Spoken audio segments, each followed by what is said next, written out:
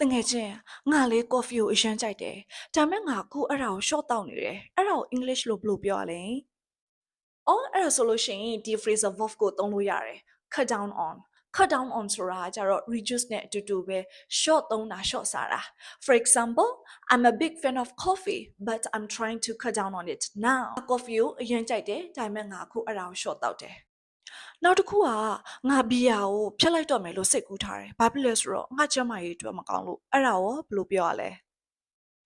ဖျက်ပလိုက်တာကကြတော့ cut out လို့သုံးတယ် cut out for example I decided to cut out drinking beer because it's not good for my health ငါဘီယာကိုဖျက်လိုက်ဖို့စိတ်ကူးထားတယ်ဘာဖြစ်လဲဆိုတော့ငါကျမရေးအတွက်မကောင်းလို့ကဲနောက်ဆုံးအနေနဲ့ပြန်ပြီးတော့ recap လုပ်ရမယ်ဆိုလို့ရှိရင် cut down on ဆိုတာကြတော့ short သုံးတာ short စားတာကိုပြောချင်တာ